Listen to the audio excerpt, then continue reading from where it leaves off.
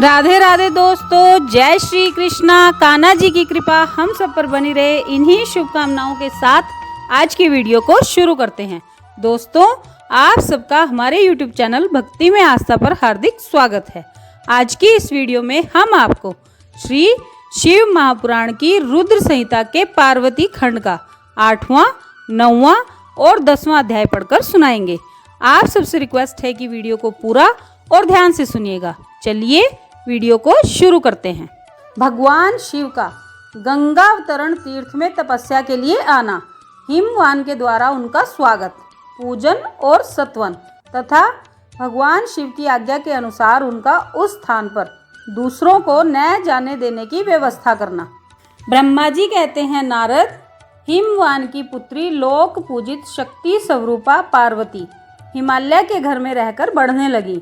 जब उनकी अवस्था 8 वर्ष की हो गई, तब सती के विरह से कातर हुए शंभू को उनके जन्म का समाचार मिला। नारद उस अद्भुत बालिका पार्वती को हृदय में रखकर वे मन ही मन बड़े आनंद का अनुभव करने लगे। इसी बीच में लौकिक गति का आश्रय ले शंभू ने अपने मन को एकाग्र करने के लिए तप करने का विचार किया।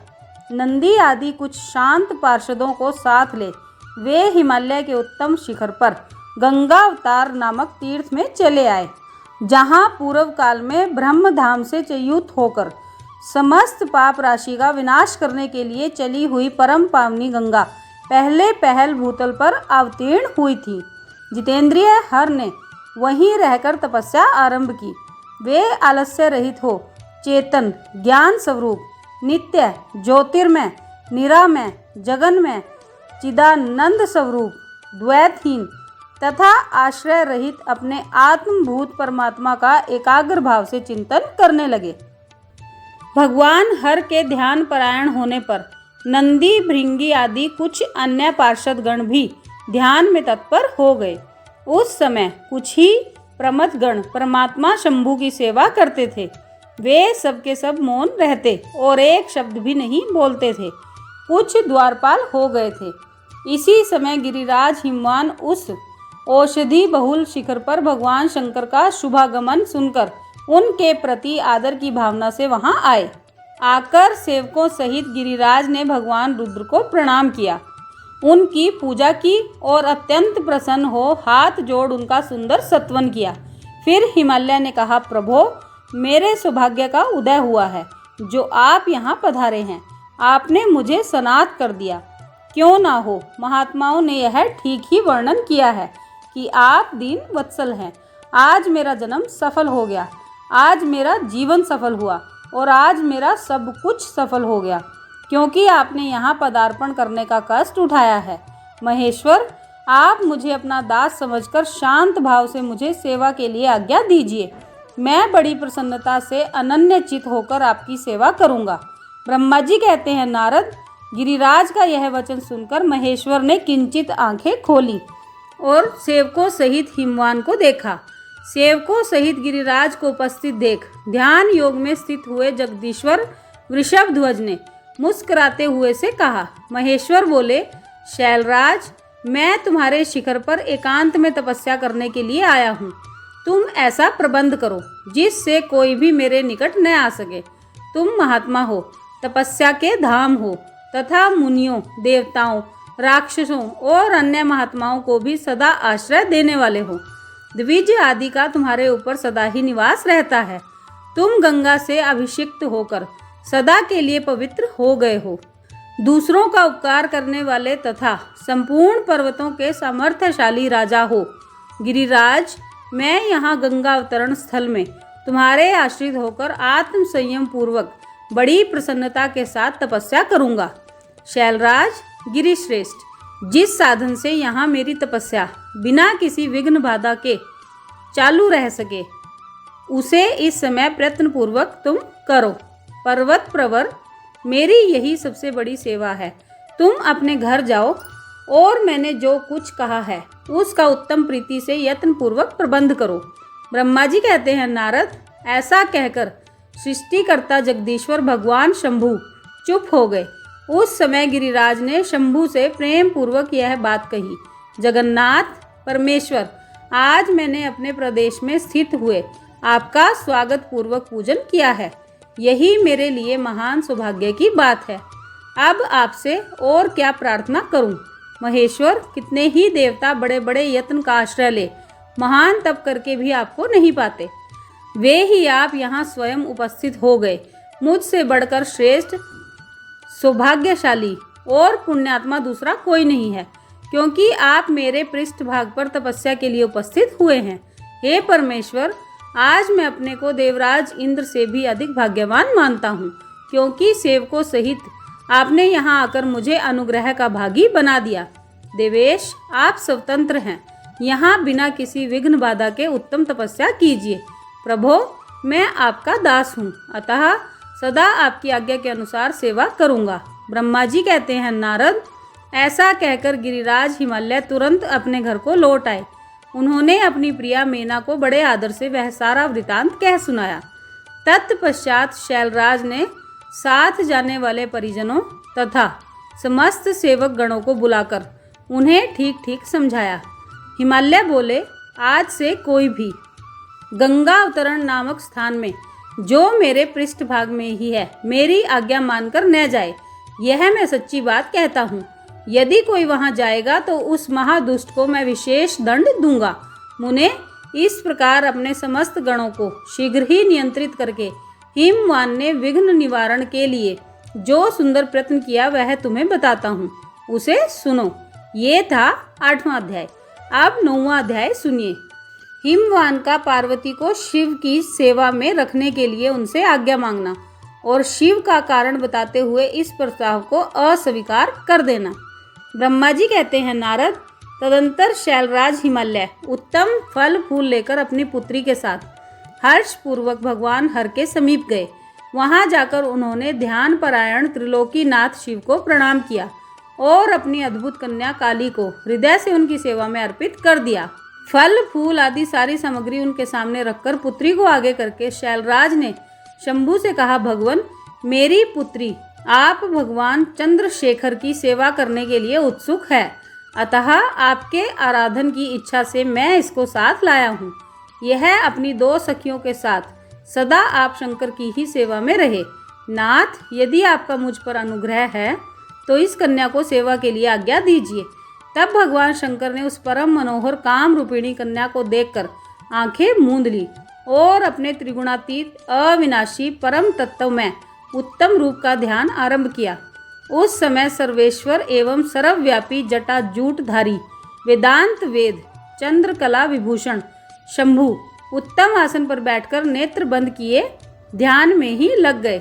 यह देख हिमाचल ने मस्तक झुकाकर पुनः उनके श्री चरणों में प्रणाम किया। यद्यपि उनके हृदय में दीनता नहीं थी, तो भी वे उस समय इस संशय में पड़ गए कि न जाने भगवान मेरी प्रार्थना स्वीकार करेंगे या नहीं। वक्ताओं में श्रेष्ठ गिरिराज हिमवान ने जगत के एकमात्र बंधु भगवान शिव से इस प्रकार कहा। हिमालय बोले, देव देव महादेव, करुणाकर, शंकर, विभो, मैं आपकी शरण में आया हूँ। आंखें खोलकर मेरी ओर देखिए। शिव, शरव, महेशान, जगत को आनंद प्रदान करने वाले प्रभो, हे महादेव, आप संपूर्ण आपत्तियों का निवारण करने वाले हैं। मैं आपको प्रणाम करता हूँ। स्वामिन, प्रभो, मैं अपनी इस पुत्री के साथ प्रतिदिन आपका दर्शन करने के लिए आऊँगा। इसके लिए मुझे आदेश दीजिए। उनकी यह बात सुनकर देव देव महेश्वर ने आंखें खोलकर ध्यान छोड़ दिया और कुछ सोच विचार कर कहा। महेश्वर बोले, गिरिराज, तुम अपनी इस कुमारी कन्या को घर में ही रखकर नित्य मेरे दर्शन को आ सकते हो, अन्यथा मेरा दर्शन नहीं हो सकता। महेश्वर की ऐसी बात सुनकर शिवा के पिता हिमवान मस्तक झुकाकर उन भगवान शिव से बोले, हे प्रभो, यह तो बताइए किस कारण से मैं इस कन्या के साथ आपके दर्शन के लिए नहीं आ सकता। क्या यह आपकी सेवा के योग्य नहीं है? फिर इसे नहीं लाने का क्या कारण है? यह मेरी समझ में नहीं आता।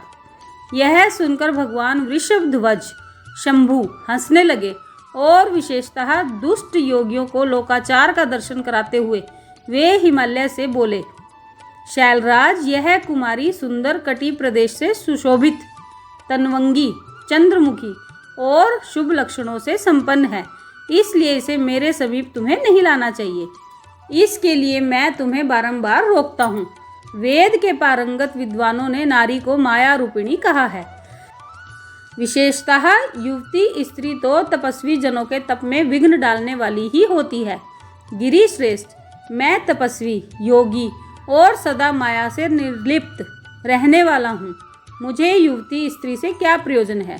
तपस्वियों के श्रेष्ठ आश्रय हिमालय, इसलिए फिर तुम्हें ऐसी बात नहीं कहनी चाहिए, क्योंकि तुम वेदोक्त धर्म में प्रवीण, ज्ञानियों में श्रेष्ठ और विद्वान हो। अचल राज, स्त्री के संग से मन में शीघ्र ही विषय वासना उत्पन्न हो जाती है, उससे वैराग्य नष्ट होता है और वैराग्य न होने से पुरुष उत्तम तपस्या से भ्रष्ट हो जाता है। इसलिए शैल तपस्वी को स्त्रियों का संग नहीं करना चाहिए, क्योंकि स्त्री महाविषय वासना की जड़ एवं ज्ञान वैराग्य का विनाश करने वाली होती है। ब्रह्मा जी कहते हैं, नारद, इस तरह की बहुत सी बातें कहकर महायोगी शिरोमणि भगवान महेश्वर चुप हो गए।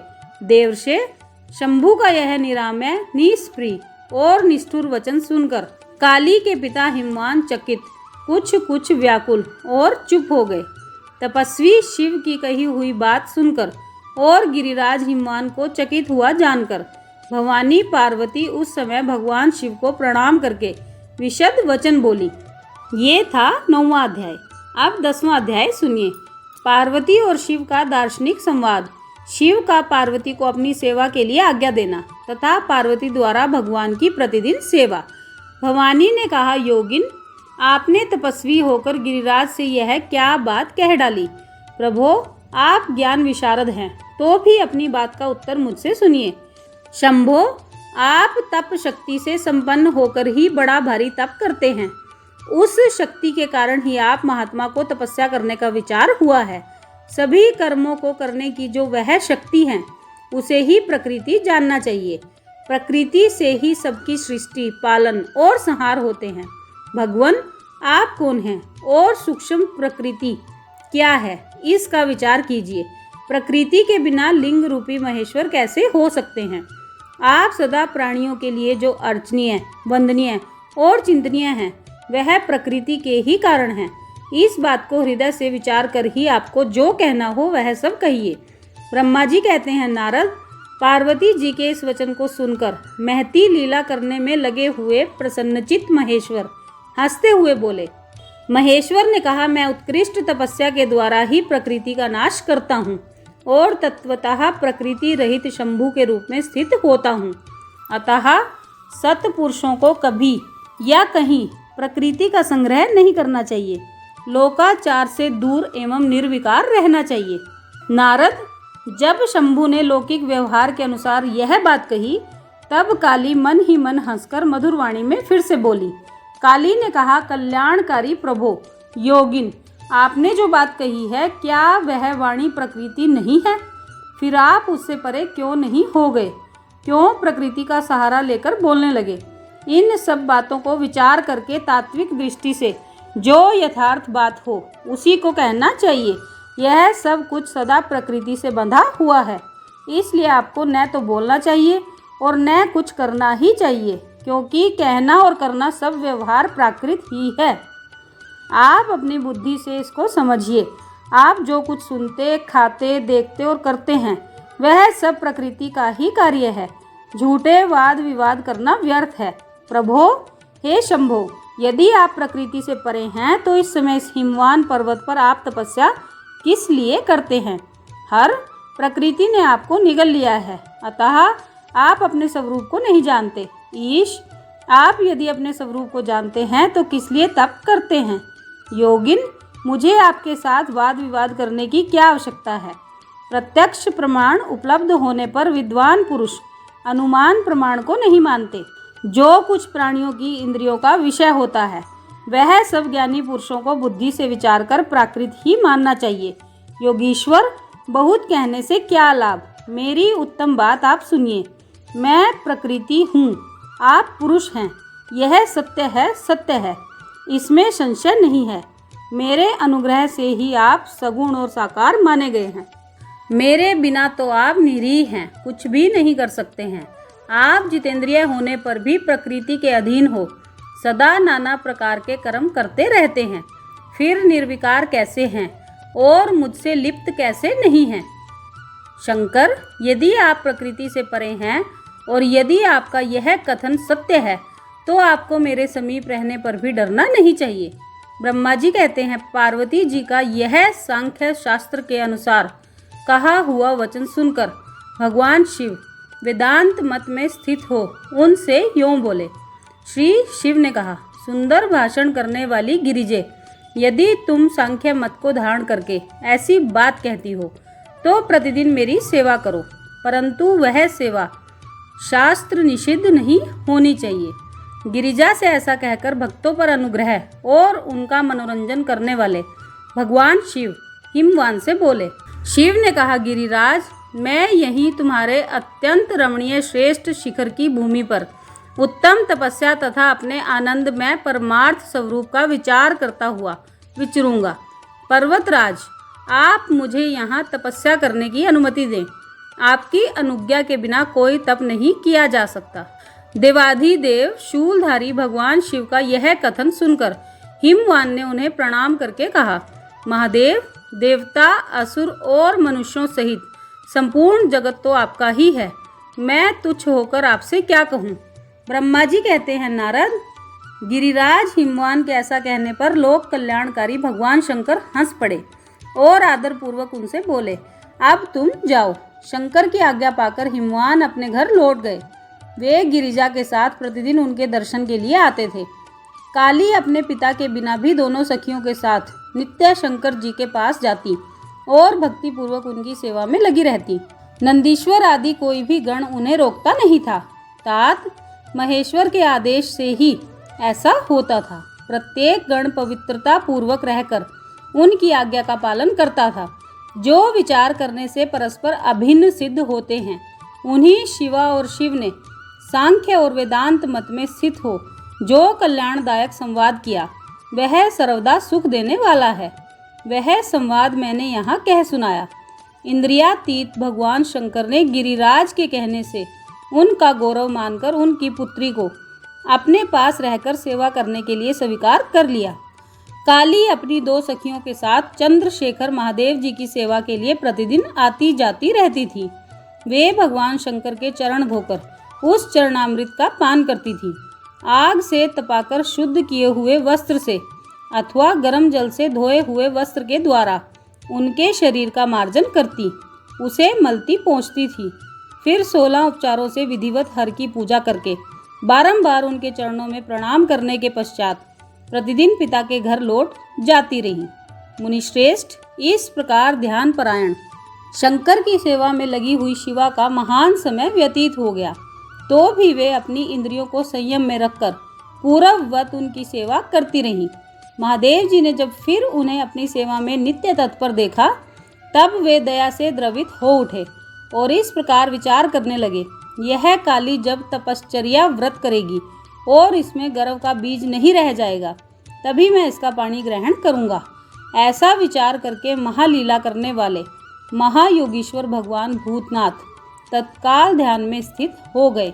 मुने, परमात्मा शिव जब ध्यान में लग गए, तब उनके हृदय में दूसरी कोई चिंता नहीं रह गई। काली प्रतिदिन महात्मा शिव के रूप का निरंतर चिंतन करती हुई उत्तम भक्ति भाव से उनकी सेवा में लगी रही। ध्यान परायण भगवान हर शुद्ध भाव से वहां रहती हुई काली को नित्य देखते थे, फिर भी पूर्व चिंता को भुलाकर उन्हें देखते हुए भी नहीं देखते थे। इसी बीच में इंद्र आदि देवताओं और मुनियों ने ब्रह्मा जी की आज्ञा से कामदेव को वहां आदरपूर्वक भेजा। वे काम की प्रेरणा से काली का रुद्र के साथ संयोग कराना चाहते थे। उनके ऐसा करने में कारण यह था कि महापराक्रमी तारकासुर से वे बहुत पीड़ित थे और शंकर जी से किसी महान बलवान पुत्र की उत्पत्ति चाहते थे। कामदेव ने वहां पहुंचकर अपने सब उपायों का प्रयोग किया, परंतु महादेव जी के मन में तनिक भी क्षोभ नहीं हुआ। उल्टे उन्होंने कामदेव को जलाकर भस्म कर दिया। मुने, तब सती पार्वती ने भी गर्व रहित हो उनकी आज्ञा से बहुत बड़ी तपस्या करके शिव को पति रूप में प्राप्त किया। फिर वे पार्वती और परमेश्वर परस्पर अत्यंत प्रेम से और प्रसन्नता पूर्वक रहने लगे। उन दोनों ने परोपकार में तत्पर रहकर देवताओं का महान कार्य सिद्ध किया। ये था 10वां अध्याय। तो दोस्तों ये था श्री शिव महापुराण की रुद्र संहिता के पार्वती खंड का 8वां, 9वां और 10वां अध्याय जो हमने आपको पढ़कर सुनाया। आप सबने वीडियो को ध्यान से सुना, इसके लिए आपका धन्यवाद। आज की वीडियो में बस इतना ही। कल फिर मिलेंगे एक और नई वीडियो के साथ। तब तक स्वस्थ रहिए, मस्त रहिए, अपना और अपनों का ख्याल रखते रहिए और बाबा भोलेनाथ की कथाओं का श्रवण करते रहिए। राधे राधे दोस्तों, जय श्री कृष्णा, जय माता दी।